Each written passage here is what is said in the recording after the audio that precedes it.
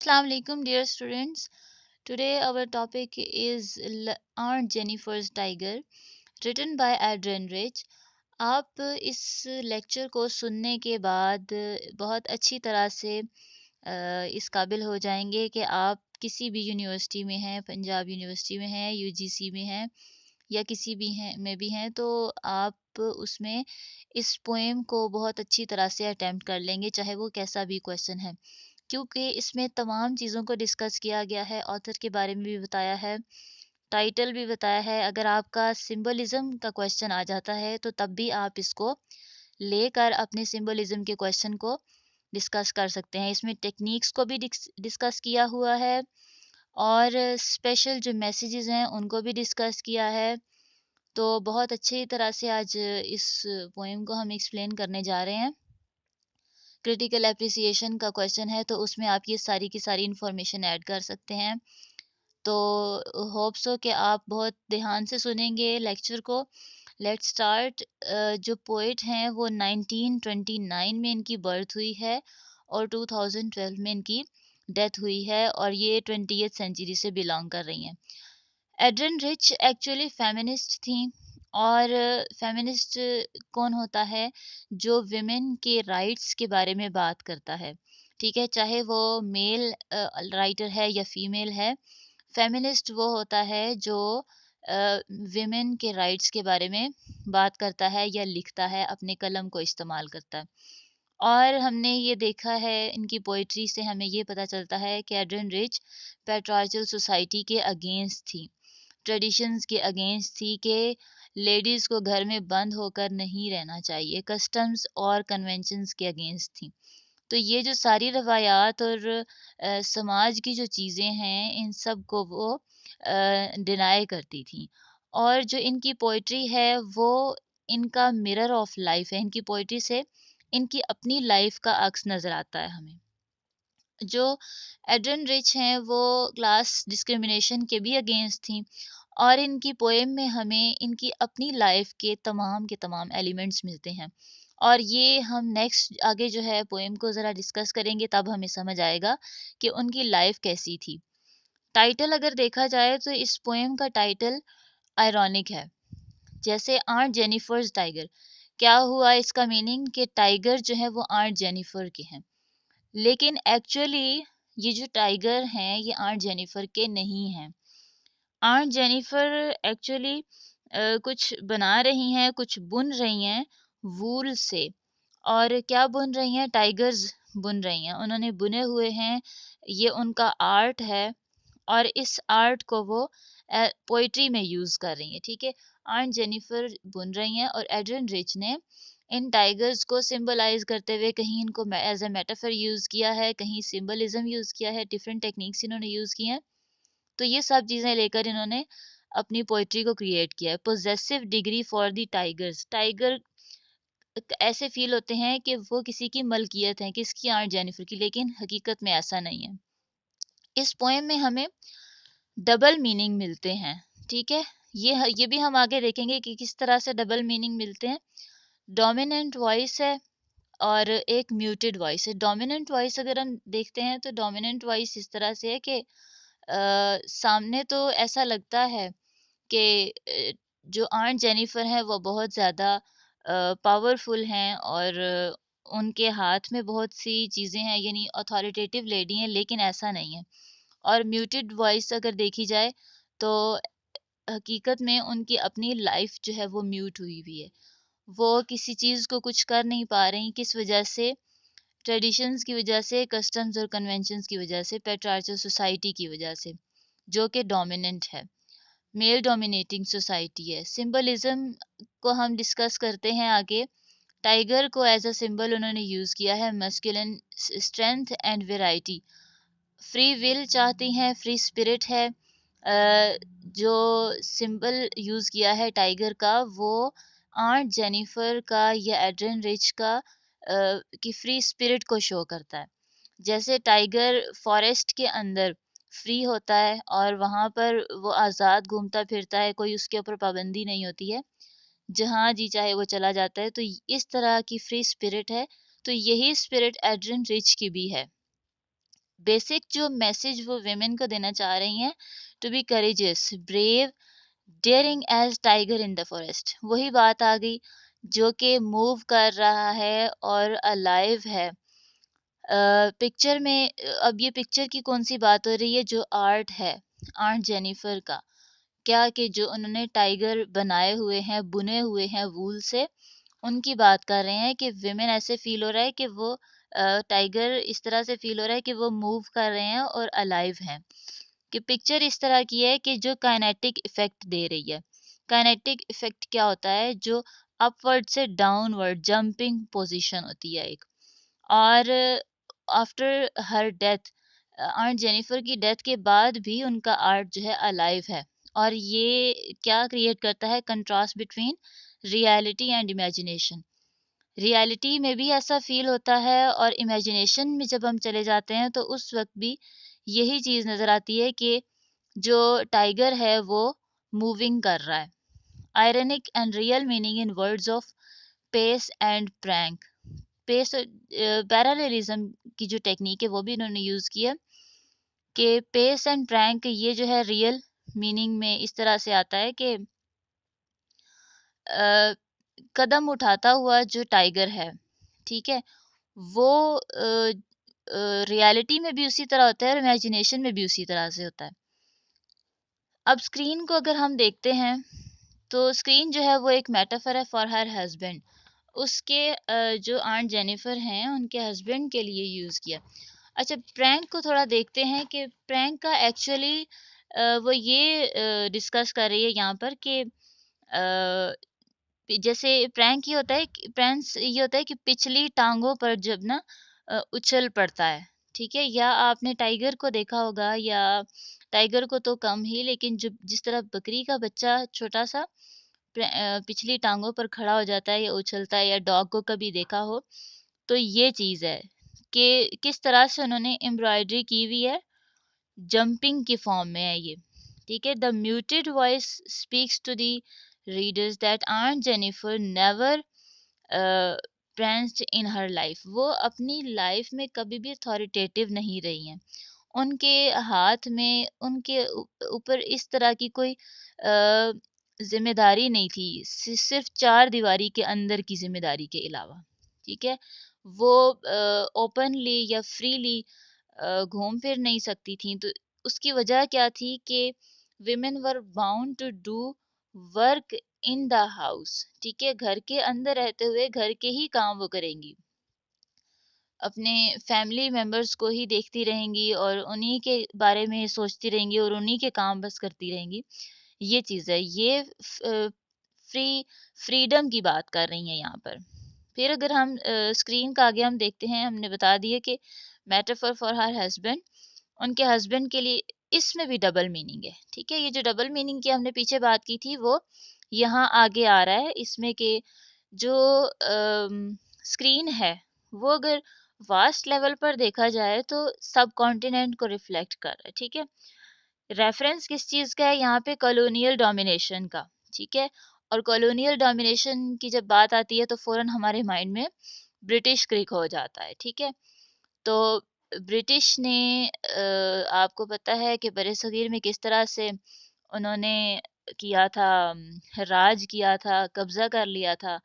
कॉलोनियलिज़्म उनका बहुत ज़्यादा है, ये चीज़ हमने बहुत से नॉवेल्स में भी अपने पार्ट 1 में और पार्ट 2 में देखी है।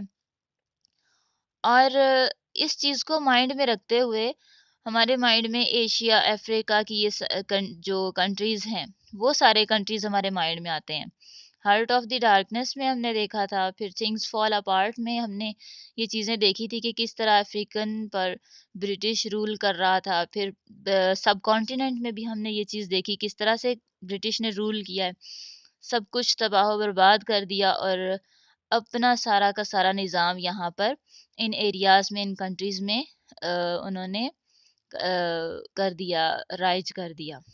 तो आगे हम ये देखते हैं कि screen as a metaphor for her husband, ठीक है, who stood between her and her successes, उसकी कामयाबियों के बीच में और एड्रिन रिच यानी आंट जेनिफर के बीच में, ये एक बहुत बड़ा हर्डल था, या आप कह सकते हैं कि क्लैश था, ठीक है। ये स्क्रीन का मीनिंग यहाँ पर हमने डिस्कस किया। टोपाज अगर देखा जाए तो टोपाज जो है ये भी ब्राइटनेस का एक इफेक्ट देते हैं, ठीक है। ब्यूटी का इफेक्ट देते हैं, बहुत ही खूबसूरत ये एक पत्थर होता है टोपाज जो होते हैं। तो स्क्रीन को हमने सारा डिस्कस कर लिया। अच्छा, एक और चीज़ स्क्रीन से निकलती है, वो ये है कि डोमेस्टिसिटी, ठीक है, कि जो विमेन है, ये म्यूटेड मीनिंग में अगर हम देखें, जैसे हमने देखा था ना डोमिनेटेड एंड म्यूटेड वॉइस, उसमें भी हम इसको लेकर जा सकते हैं, ठीक है। कि म्यूटेड वॉइस ये थी कि शी वाज हाइड, ठीक है, वो छुपी हुई थी, कवर्ड थी, ठीक है। Just as she has been hidden, covered and buried into domesticity, के घरेलू मामलात के अंदर वो दब कर रह गई थी, ठीक है। बाहर की कोई होश नहीं, क्या दुनिया में हो रहा है, यानी behind the wall she don't know what is going on, क्या हो रहा है दीवार के पीछे, यानी ऐसा सीन है। यानी घर के अंदर की जिम्मेदारियां इतनी ज्यादा थी। टोपाज को अगर हम देखते हैं तो टोपाज भी ब्यूटी का सिंबल यहाँ पर शो करते हैं, कि टोपाज जो है बहुत ही खूबसूरत एक पत्थर है। जैसे हमने देखा कि टोपाज जो है वो किस कलर के हैं, या तो I think so yellow colour के हैं, मे बी। तो ये ब्राइटनेस का इशू है। और एक और कलर की येलो कलर जो होता है वो नफरत को भी रिफ्लेक्ट करता है, ठीक है। किस चीज़ से नफरत है, किस चीज़ से हेट है, वो यही है जो सोसाइटी के ट्रेडिशंस हैं उनके हवाले से। और जो उसने ग्रीन कलर यूज़ किया है अपनी अ, जो उसने अपना बुना हुआ है, आर्ट बनाया हुआ है, उसके अंदर जो उसने ग्रीन कलर यूज़ किया है, ग्रीनरी जो है वो फ्रेशनेस का सिंबल है। फॉरेस्ट रिप्रेजेंट किया हुआ है, ठीक है। फॉरेस्ट बेसिकली आप ये कह सकते हैं कि फ्रीडम का एक सिंबल है, ठीक है। Forest itself is the symbol of freedom, क्योंकि इसके अंदर जितने भी जानवर हैं वो ओपनली और फ्रीली घूमते फिरते हैं, कोई कैद नहीं है। अगर इंसान भी वहां चला जाता है तो कहीं ना कहीं निकल जाता है, वो आज़ाद घूमता फिरता है। तो यहाँ शहरों में या कहीं गाँव में अगर हम जाते हैं तो वहाँ पर कुछ स्ट्रिक्टनेस होती है कि कहीं कहाँ नहीं जाना, कहाँ जाना है, ये सब चीज़ें कुछ बाउंड्रीज होती हैं। तो फॉरेस्ट में ये चीज़ नहीं होती। तो ये भी उसकी फ्री विल और फ्री स्पिरिट को शो कर रहा है। फ्रेशनेस का सिंबल है। अच्छा, तो यहाँ पर जब वो कहती है कि the man beneath the trees, ठीक है, आदमी खड़े हुए हैं ट्री के नीचे, तो ये जो है हंटर्स हैं, जो कि रिप्रेजेंट कर रहे हैं डेथ को, ठीक है। अब ये नहीं पता, पोएम में नहीं पता चल रहा कि आंट जेनिफर की डेथ हो चुकी है या बिफोर द डेथ उसकी बात हो रही है। ये जो चीज़ है ना, ये एक एम्बिगुइटी है यहाँ पर, एक आप कह सकते हैं कि कंफ्यूजन है। अच्छा, तो नेक्स्ट हम देखते हैं कि जो ट्री है वो क्रिश्चियनिटी को सिंबलाइज कर रहा है, ठीक है, एंड क्रॉस को। क्रिश्चियनिटी यानी ट्री जो होता है ना, सजाते हैं क्रिसमस डे पर, वो सारी चीजें। बीनीथ द ट्री जो है, ये सिंबल है बुद्धाज एनलाइटनमेंट, ठीक है। कि अंडर द ट्री आपने जो देखा होगा कि जो बुद्धा हैं, वो उनकी अक्सर पिक्चर जो होती है वो ट्री के नीचे बैठे हुए बनी होती हैं, मेडिटेशन करते हुए। अच्छा, नेक्स्ट जो वर्ड है, स्लीक की बात हो रही है, ठीक है। स्लीक जो है फिजिकल अपीयरेंस को शो करता है, स्मूथनेस एंड ग्लॉसी जो फिजिकल अपीयरेंस है उसको शो कर रहा है, स्लीक। अच्छा, शिवलरिक, यहाँ पे शिवलरिक की क्या बात हुई है, associated with male gallants quality of tigers. Chivalric होता है मर्दानगी, स्ट्रेंथ को बोलते हैं, ठीक है, मेल स्ट्रेंथ को, ठीक है, ब्रेवरी को, अनडॉन्टेड एंड करेजियस, ठीक है, ना किसी से डरने झुकने वाला और बहुत ही बाहिम्मत। तो ये जो है ना, अपनी जो दिल की आवाज है, अपनी रूह की आवाज को बता रही है। फ्लटरिंग फिंगर्स, आगे मैं आपको कुछ लाइंस भी पढ़कर बताऊंगी कि जो पीछे बात उसने की है फ्लटरिंग फिंगर्स की, फ्लटरिंग फिंगर्स इस तरह से कि उसकी जो कंडीशन है, यानी एक तो पहली बात तो ये कि वो बहुत ज़्यादा एजिड हो चुकी है। ठीक है, एड्रियन रिच जिस लेडी को रिप्रेजेंट कर रही हैं यहाँ पर, वो बहुत ज़्यादा एजिड हो चुकी है और उसकी जो कंडीशन है वो ऐसी है कि अपनी कांपती हुई जो उसकी फिंगर्स है वो फुल बॉडी को रिप्रेजेंट कर रहा है यहाँ पर। ठीक है, कि उसकी जो बॉडी है वो हेल्पलेस है, वो अपने लिए कोई आवाज़ नहीं उठा सकती है ड्यू टू दी कस्टम्स। ठीक है, anxiety and lake of confidence को रिप्रेजेंट कर रहा है जो फ्लटरिंग फिंगर ये फ्रेज है। या और वो ये कह रही है कि difficult for her to pull ivory needle out of the wool. अब आइवरी नीडल की अगर यहाँ बात हुई है तो ivory is itself a symbol.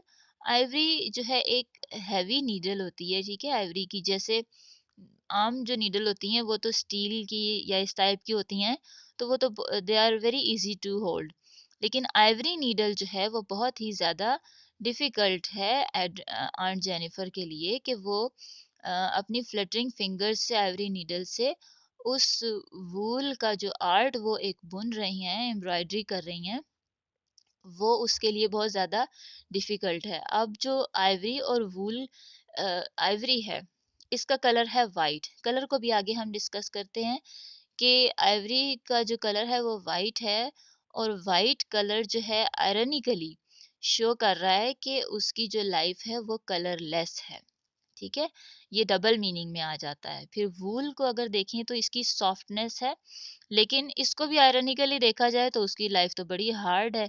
ठीक है, फुल ऑफ मिजरीज है, डिफिकल्टीज हैं उसकी लाइफ के अंदर बहुत ज़्यादा। ये चीज़ है यहाँ पर हम डिस्कस किए आगे।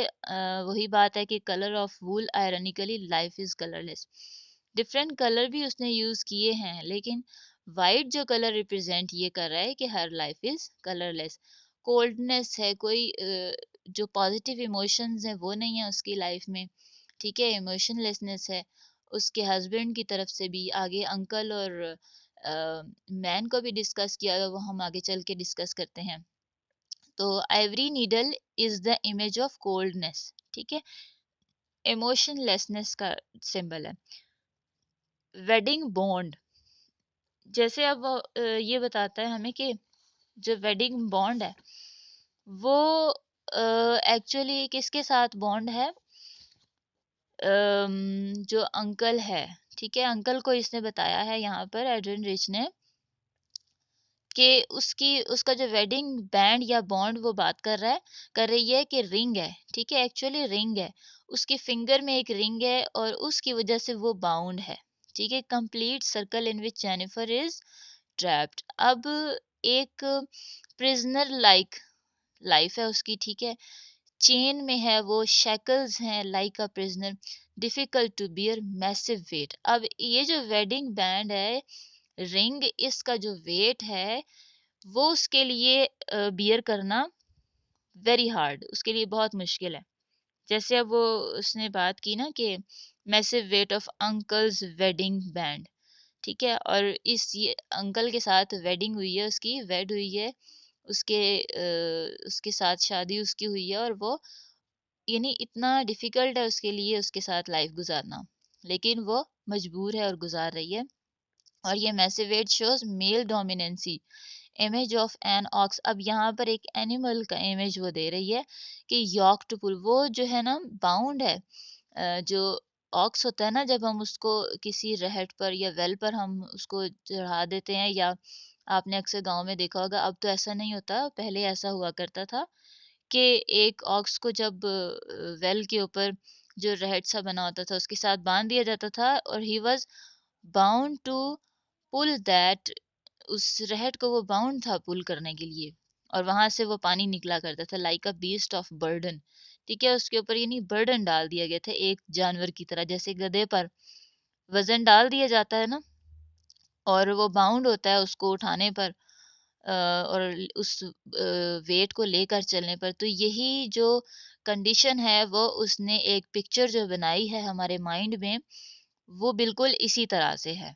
ठीक है, तो यहाँ पे कुछ जो लाइन्स है उनको हम देख लेते हैं कि वो ये कहती है कि सबसे पहला जो था, the massive weight of uncle's wedding band sits heavily upon the aunt Jennifer's hand।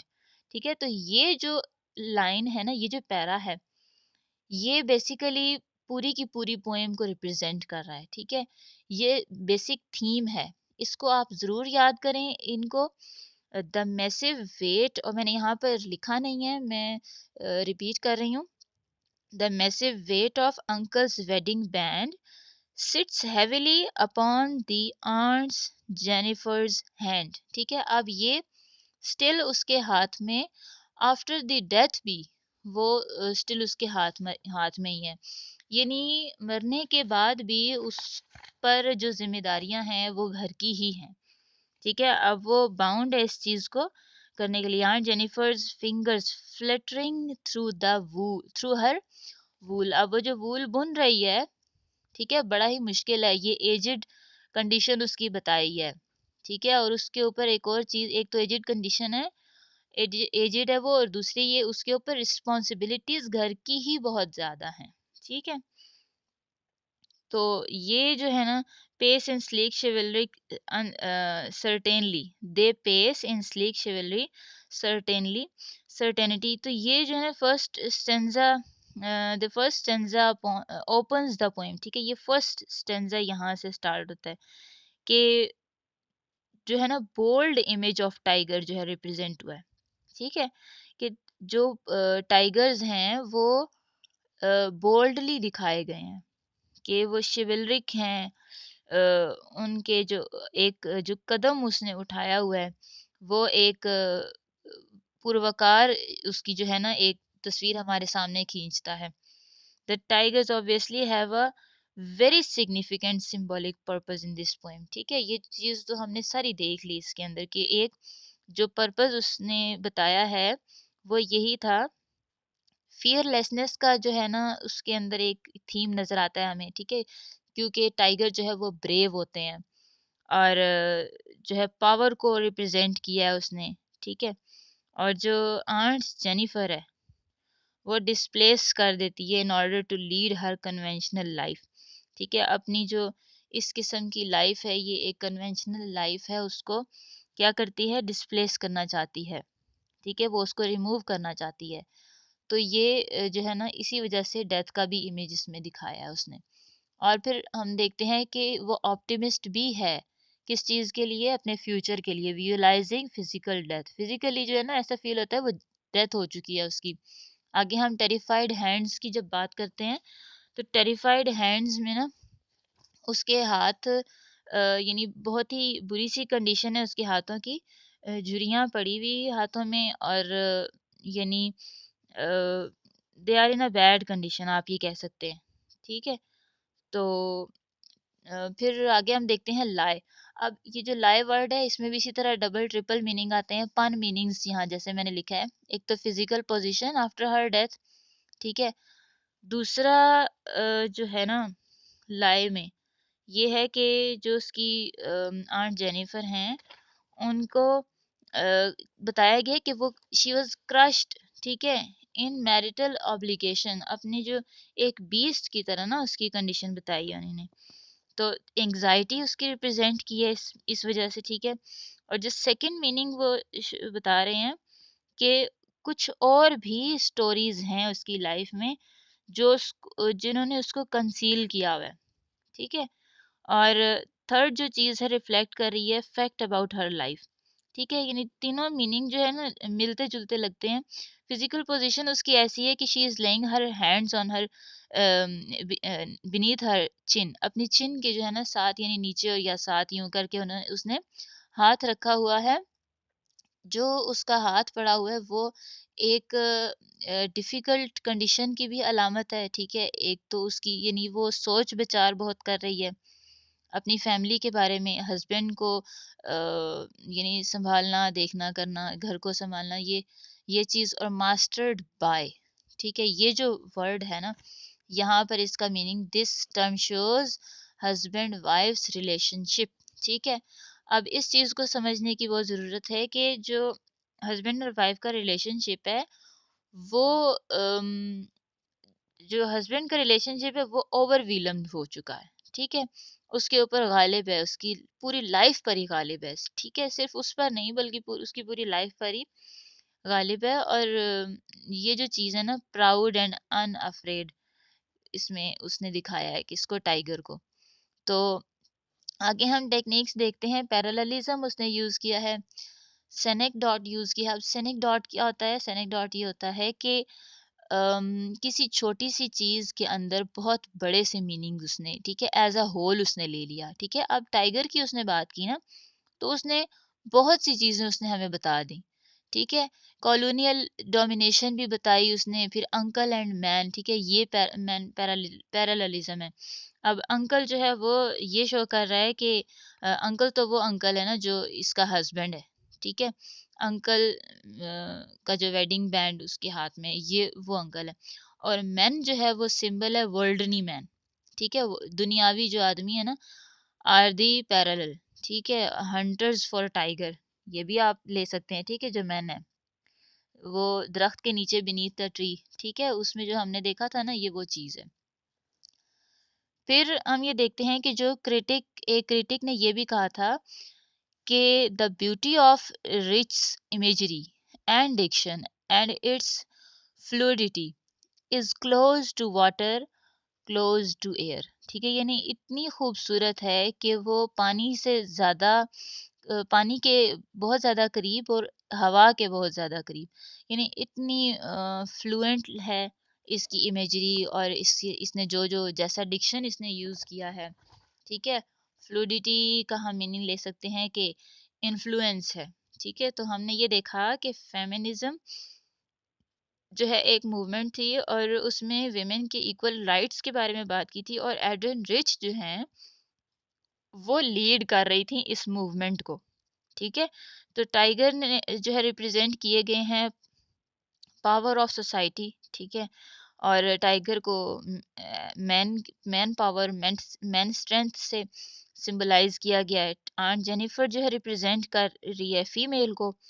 और जो ये जो पोएम है सिंबॉलिक है, जिस तरह हमने देखा है, और उसने ये मैसेज दिया है कि women should be brave as tiger, उनको इसी तरह डेयरिंग और ब्रेव होना चाहिए, करेजियस होना चाहिए, जिस तरह के टाइगर हैं इन द फॉरेस्ट। सो स्टूडेंट्स, आज का हमारा लेक्चर यहीं कंप्लीट होता है।